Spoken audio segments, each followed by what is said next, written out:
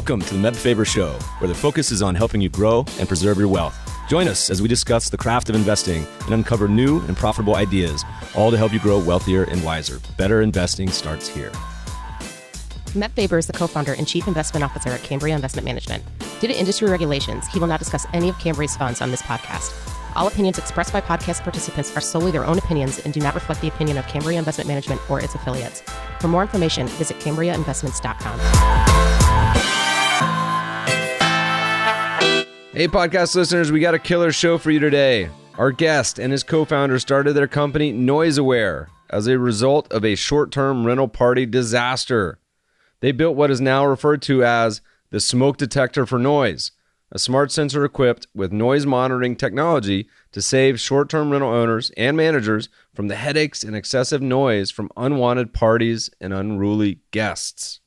In today's episode, we discuss the miserable experience that led to the fresh idea behind NoiseAware's smart sensor and noise monitoring technology. We get into the product, use case, and the idea that Airbnb hosts can now have hard data on noise levels at their property, empowering them to be proactive if noises get out of hand or defend against false noise complaints. We talk about building the company out of Dallas and access to resources the team has had along the way, and we even dive into growth potential for the company as they set sights on international expansion. Please enjoy this episode with NoiseAware co-founder and CEO, Andrew Schulz. Welcome to the show, Andrew. Hi, Matt. Thanks so much for having me. Excited to be on. Yeah, man, this is going to be a lot of fun today. You are a co-founder of NoiseAware, live from Dallas, Texas. Give us a little quick overview. What's NoiseAware? Well, we are a privacy-safe noise monitoring service for folks who rent out their homes on platforms like Airbnb and Booking.com. We jokingly refer to us as the party poopers, if you will. Party pooping in 42 states and soon to be a few countries. So it's a fun business for sure.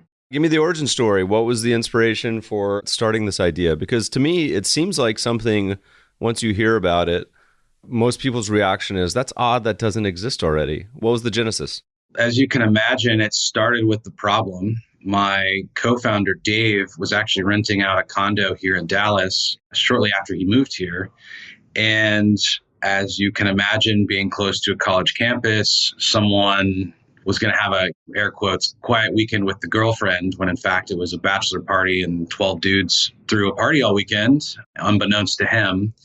And, his neighbors are pissed, cops get called, the building complains, and he only lived 2 miles away. And had he had some awareness that the guests were abusing his space, he could have easily gone over there and knocked on the door and said, like, hey, take it to the bar or just get out. But instead, he only found out about it through a cease and desist letter from the building's lawyer, which ultimately forced him to sell the property. So as you can imagine, it went from bad to worse. And that was at the time happening kind of all over the country, if not the world, just with Airbnb's rise and then those kind of situations spreading. So NoiseAware started solving this problem. We're built for hosts by hosts. And so tell me a little bit about how you guys connected, and then how do you go about going from idea to actually implementing a product and building a company around this? We didn't actually know each other at the time, but we both had space in the same co-working space here in Dallas. And we happened to meet at a networking event, and he told me this problem he had. And it was really intriguing. I think the polite way to say it is I was in between startups at the time. And it was a really intriguing problem. And my background is signal processing and computer science. So I thought I would take a swing at it in my free time and see if I could build something that worked for this guy that I just met. And it worked. And that gave him a second chance at hosting. And so he started to grow a small portfolio here in Dallas. And of course, every time he added another unit that he managed, I built another sensor on my couch. And then we got to the point of, hey, we're seeing headlines from all over the world of people having the same problem. Like maybe there's something more here. And then we realized there's a fairly large professional side of the market. That means we don't really have to be a B2C company. We could actually sell to professionals, and they go to conferences. And so we just showed up at one and just started asking people, hey, would you buy a service like what NoiseAware is now, I think the number was 83% of people said yes. So that was kind of eye-opening. And then we figured out a way to build 100, and then we found a way to build 1,000. We built 2,000 and then 5,000, and then we kind of relaunched the whole company about a little over a year ago, taking in everything we had learned over the previous 3 years into what we're selling now and what we're scaling the company with. Tell me a little bit about how the actual technology works. Is this something you guys are building from scratch at a local factory in Texas? Do you outsource this from someone who has the background you do? Just tell me a little bit about how that on-ramp works. I mean, is this something you guys are able to build a sensor in the course of like a few months? And then how does it go through production? Would love to hear that, because it seems so many people I know that are entrepreneurs, they have ideas, but getting it from actual concept to reality is a massive, massive undertaking and hurdle. I think the first piece to start with is a lot of our competitive advantage is how we quantify sound, both that it's privacy safe down to kind of how the circuits are designed and all the way back up to the servers and how all that's implemented. But from there, we tried to build something that was fairly simple just because we're more of an algorithms company than a hardware company. There just wasn't anything on the market we could put those algorithms on to get us out of that game. But I grew up in Austin, which has its own startup culture. And so moving to Dallas was kind of a shock. But Dallas has been really good to us, and it's had all the resources fairly close at hand to do basically anything we needed to do. And so it was very easy, or relatively easy, for us to find a manufacturer here in Dallas. They helped us kind of take what I had soldered together and turn it into something we could productize and do it relatively cheaply and quickly. And so that was what was able to allow us to go from 5 to 100. And then we iterated the circuits a little bit and went to 1,000 and then 2,000 and 5,000, all just here in Dallas, all with kind of the resources. Honestly, I met at networking events mostly, and then connections, second and third order connections from there. And then I was going to say, that was us being as kind of agile as I can imagine you can be with a hardware company. And then we went through the efforts of, okay, we need to grow up a little bit, raise some money, and really take everything we've learned and build like the exact product that our customers are asking for. And in that process, we actually ended up with a manufacturer based in San Antonio. So we still do all the manufacturing here in Texas, but we did have to look outside of Dallas to find someone that we could really scale with at the price point we were looking for.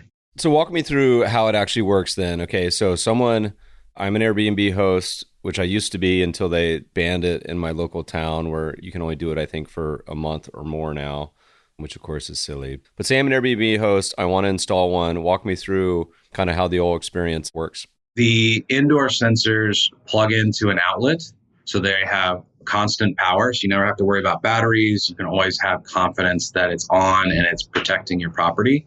And you can also screw it into the outlet, so you make it tamper resistant. Generally, most people aren't trying to defeat it. They're really just trying to find a way to charge their cell phones.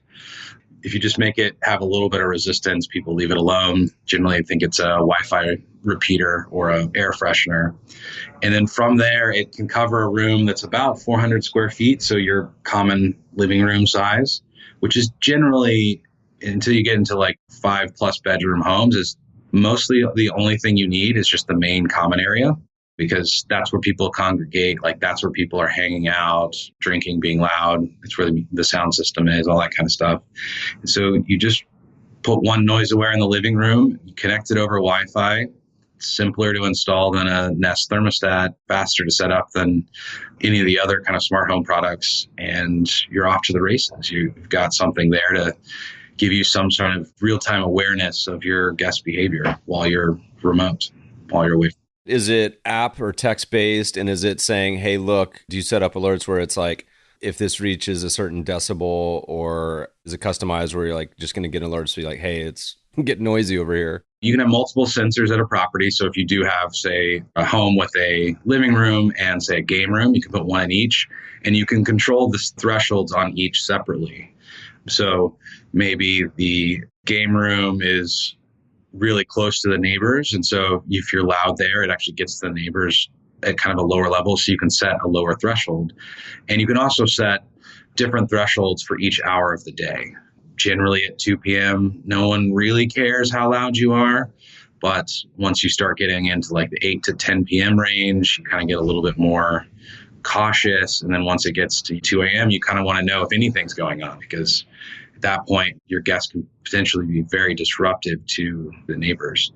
And then from there, we can send alerts via text message, email, push notification to you, to your sister down the street, to your friends, like whoever in your group and your network helps you manage that property, so that someone knows that this is happening basically in real time, so that someone can intervene. And so what is the price point? How does the subscription work? So the indoor sensors are $200. The outdoor sensors are $100 on the website. And then we protect properties. So the subscription is based on how many properties are on our platform, which is $100 a year. It seems like such a no-brainer. And look, this is coming from someone who's been both a host, but also I've certainly been on a number of, quote, church trips that were, like you mentioned, ends up being a bachelor party or a bunch of friends staying at a wedding. And it's such a no-brainer. I would even have probably done it for the opposite use case, because we used to have some crotchety neighbors that would complain about us based on noise that was very moderate at like 7 p.m. on the 4th of July or something. And even once complaining about our dogs barking when the dogs weren't even at the house. So to be able to have like a log and say, hey, look, pound sand, dog wasn't even in town. It's a funny takeaway.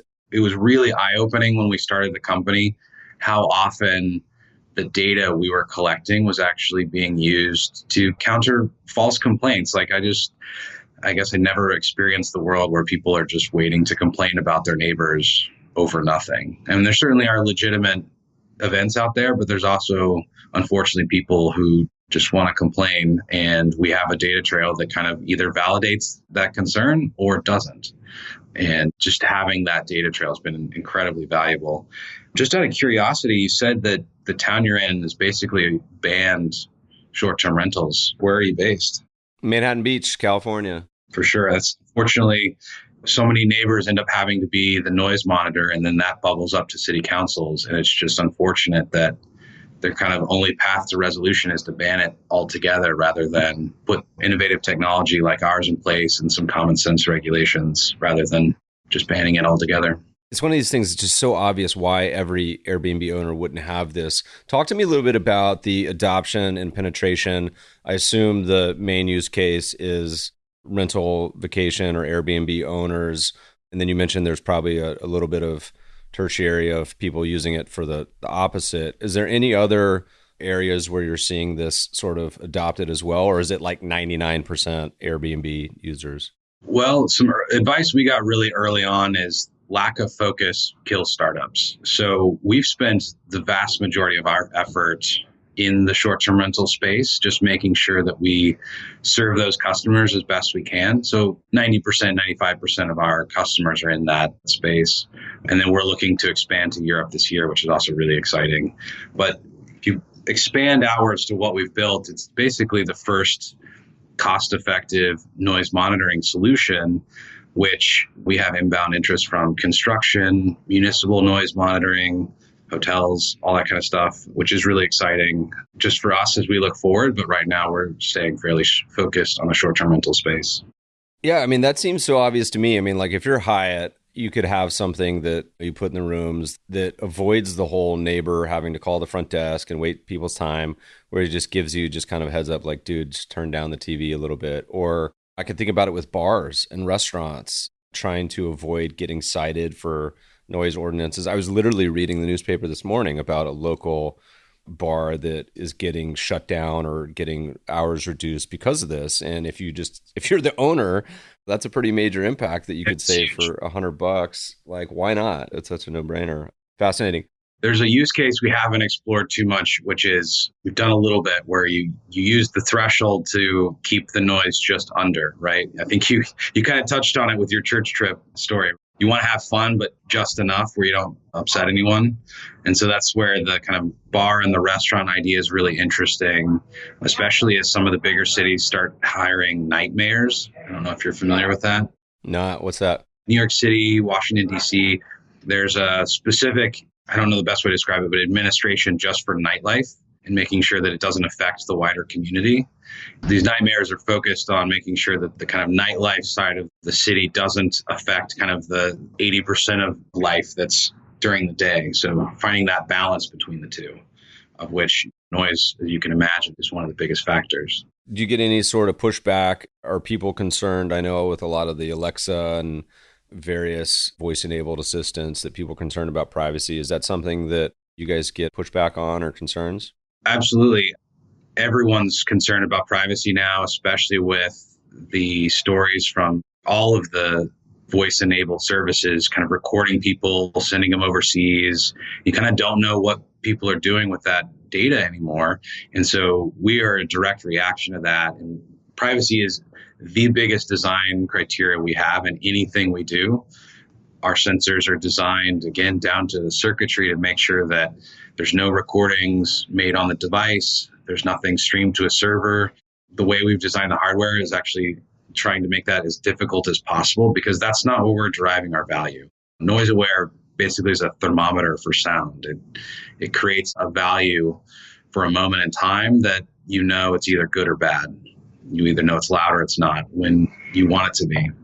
We're not trying to turn people into the product. We'll stay on this topic of technology a little bit more before we move on to some other ideas. What does the evolution look like as you look out into the coming years? Is there anything you guys are kicking around in your head on the horizon about the tech side? And I'm thinking as far as competitors, I wonder if at some point does Alexa or any of these sort of monitors start to, encroach on your turf? What's your general thoughts there? Well, for us, our big push is to bring our technology to the rest of the world. And in short-term rentals, about 80% of the market is outside of the US. So while we've had a great place to start, there's hosts all over the world that we want to help, and we want to help them support their small business.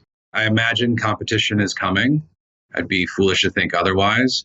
It strikes me just with the privacy concern that I wouldn't expect it to come from Alexa or Google Home Assistant, just because the privacy concern that travelers have is just really, really high. And you got to keep in mind that these are basically hotel rooms. So checking in and seeing a device that's basically recording everything you say is not a great guest experience. There's certainly some people trying it out, and maybe there's a balance there. But so far, having an Alexa in a room, I haven't heard a lot of positive responses about.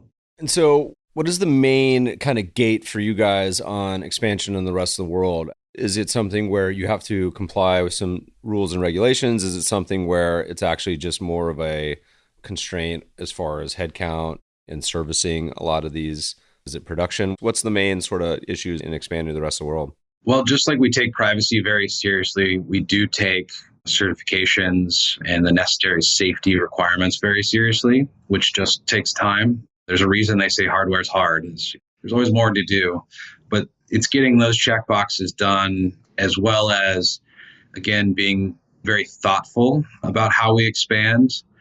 If we expand too quickly, you can be very disruptive, but we have people waiting for our products basically in every time zone. It's just making sure that we create a thoughtful plan to make sure that we are still able to provide the same high level of customer service we do here in the US everywhere. It's really those two combination of factors that's just making us very thoughtful about how we take our next steps.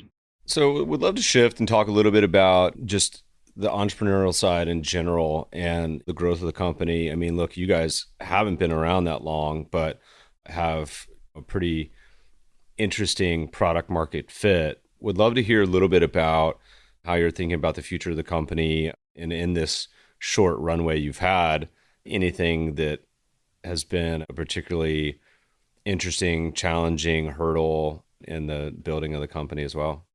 As I mentioned, hardware is hard. There's just so much extra complexity to having a physical component to your service. But it also provides us a way to have, I think, a better relationship with our customers. We've always tried to be as accessible as possible just because we think travel changes people's lives. It opens you up to new ideas and new experiences. And the short-term rental side of that actually brings that into these communities, and it creates very meaningful experiences that we want to support. And being that kind of hyper available to our customers, just as they are to their guests, has been an amazing experience. It does take a lot more effort, but it's, I think, one of the most valuable things we did early on. I'd love to hear a little bit about the decision to raise some funding. Is that something that you guys bootstrapped in the beginning and then decided to, hey, look, we want to scale this. We need to put the foot on the accelerator. How was that experience? Any general takeaways from that? Fundraising's been interesting being a company in Dallas. We have raised a little bit of money. Most of it's just been from local angels and family offices. But again, the Dallas community has just been fantastic for us and very supportive. And we've been able to basically find everything we need just here within arm's length. Any plans to raise any future rounds, or is this something that you think can be sustainable on its own? The joke is you're always fundraising. So certainly we're no different. Right now, everything's kind of on a pretty solid trajectory, which we're excited about, but there's always more we want to do, which means you have to look down that fundraising path, but we're always out looking. Well, be prepared to get some inquiries. We've got a lot of investors on this podcast that are always looking for new, interesting ideas. Tell me a little bit about you. Prior to starting the company, post Jatech, what were you, electrical engineer? I was an electrical engineer. My last corporate job, as they say, was building radar systems for the government, which Georgia Tech was a fairly solid signal processing curriculum. And then I took that into the corporate world, which I really enjoyed, the mixture of programming, hardware design, and kind of signal processing. But corporate life is, I guess, not made for me. And so I took the opportunity to try to be an entrepreneur. And that took me through a couple difficult steps and eventually brought me back to Texas, but to Dallas. And it's been a very interesting ride. When you say difficult steps, is that because you were trying to start other companies or joined on with companies that didn't make it? So NoiseAware is my third company, second one I've done full time. And it definitely, closing down a company teaches you a lot of things very quickly that I think without having gone through that process and knowing what those patterns look like to be able to correct them very early, it's been one of the many things that helped us get here. It's very difficult to go through that process at the time, but it also puts kind of the light of some investors have that philosophy where they don't invest in first-time founders just because there's some really hard lessons to learn that are very, very valuable. I think that scar tissue is instructive. And it's interesting from someone who's, I've only been investing in private companies for about 6 years now, but everyone goes into it saying, quote, I know that most startups fail. But then, of course, most investors and founders never expect it to be about them. The interesting thing is you see a lot about founder character by how they handle many of the challenges and in many cases the failure. Look, to be honest, there's plenty of times where there's just not product market fit. And so I've actually seen both sides on investments we've done where, and sometimes, look, it's hard. You got to fire people, shut down the company, but people that handle it with grace and a fair amount of etiquette and honesty and decency versus there's literally been some that just disappeared into the ether and you can never hear from them again somehow. And as an investor, I would 100% invest in people that have been through it and responded with class versus obviously a big fat red X on the people that didn't. But I think it's a lot of character building for sure. One of the other best pieces of advice we got really early on is we've basically sent a monthly update to all of our investors every month for the last 4 years. And that allows us to have a wealth of knowledge quickly at our fingertips whenever we need it or wherever we have something we haven't seen before. And the joke on the investor side is usually you kind of only know things are going wrong because you stop getting the updates. When in fact, if you send the updates in those times, you usually get help. And I credit our investors and our advisors with very meaningful impacts to the business just because we had built a relationship and we built that trust up over the years. So piece of advice, well taken, and I hope other people listen and take it as well. Yeah, this is a point that I actually am pretty opinionated on, and I agree with you. And I don't understand. So many companies don't utilize the resource of their incentivized shareholders, or what we would call people that could be evangelists for a company and also help. I mean, in many cases, you have people that are decades plus of experience in startups or legal or accounting, or know people that would be good on marketing. And having done it on our end, it's crazy to me, the people that don't do it. It just boggles the mind, but plenty don't. A lot of people like keeping the cards really close to their chest, but I think that's probably a mistake. What's been sort of the most rewarding experience of this newest venture over the past few years? Well, I have to say the customer stories are pretty fun.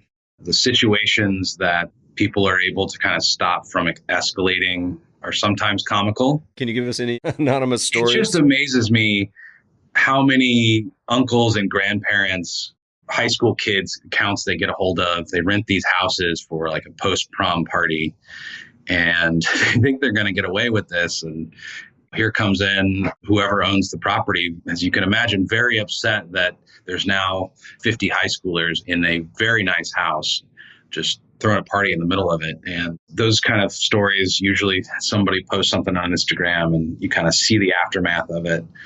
Those are kind of funny. There's also the stories of how we're helping these, what are basically small businesses, generate revenue, create positive guest experiences, guest travel experiences, are all just fantastic. It's really exciting to see our piece of helping this industry grow as it continues to grab more traveler market share over hotels.